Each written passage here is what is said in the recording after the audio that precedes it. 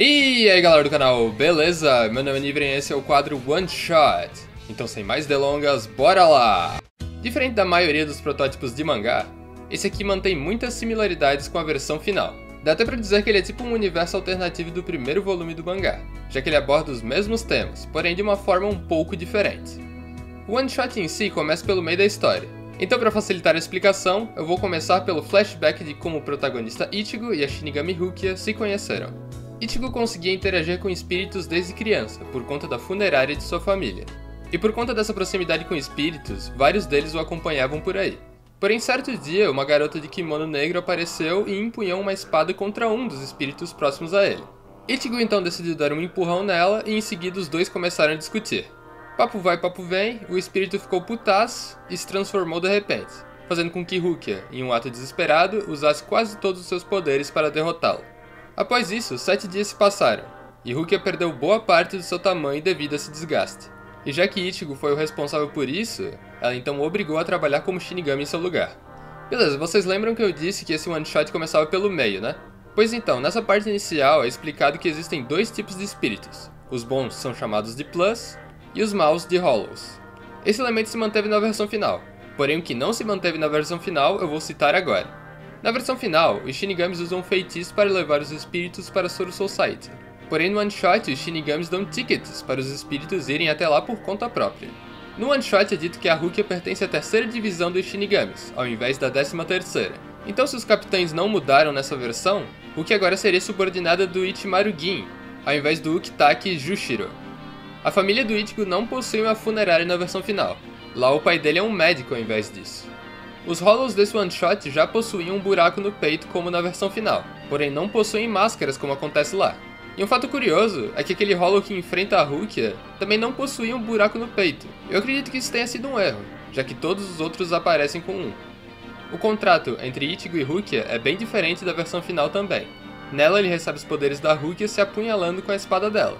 Além de não existir esse lance da Rukia diminuir de tamanho quando gasta seus poderes.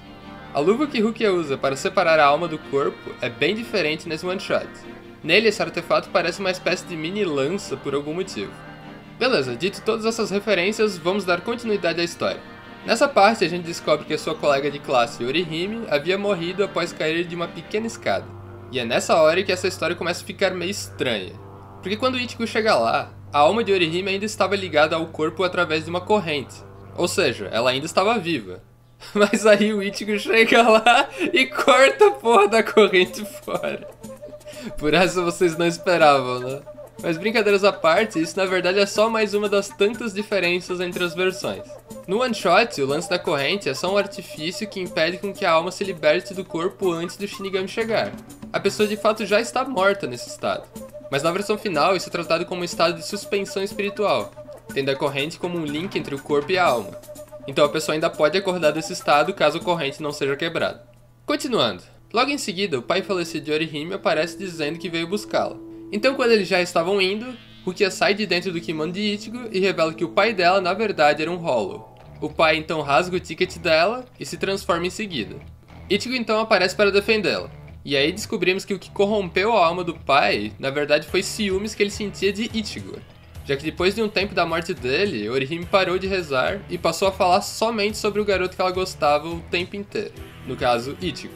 E, inclusive, um fato curioso é que uma vez o próprio Ichigo comentou ter ouvido a tristeza do pai dela, já que ele consegue ouvir espíritos.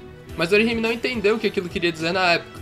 Então, depois de se sentir abandonado por sua filha, a forma que o pai resolveu acabar com o problema foi matando-a, para que assim eles pudessem ficar juntos para sempre. Depois de ouvir tudo isso, Ichigo fica puto da cara, e diz a ele que ela sentia tanta tristeza quanto ele, porque do mesmo jeito que ele perdeu ela, ela também o perdeu. Mas o Hollow não deu ouvidos a ele, e em seguida a agarrou em sua mão. Na hora do golpe final, Ichigo atravessou os dois, e então Orihime diz a ele que nunca se esqueceu de seu pai nem por um dia, e que só passou a falar sobre Ichigo diariamente para que ele soubesse que ela estava se recuperando bem dessa perda tão dolorosa. Depois disso, o Hollow é exorcizado, o que recupera seus poderes e então leva a Orihime até a Soul Society. E sim, a Orihime de fato morreu nessa história. E o One Shot acaba mostrando que Rukia na verdade acabou tendo sua habilidade de ir para a Soul Society revogada por conta do seu mau comportamento nessa semana conturbada, assim deixando o espírito de Orihime vagando novamente no mundo humano. Na versão final, essa história da Orihime é bem parecida. As únicas grandes diferenças é que ela não morreu na versão final, a amiga dela não existe no one shot, e o parente morto na verdade é o irmão mais velho dela ao invés do pai. Mas a moral da história é praticamente a mesma. Ela é só mais bem trabalhada por acontecer em 4 capítulos ao invés de apenas um. E então é isso. Falou, galera!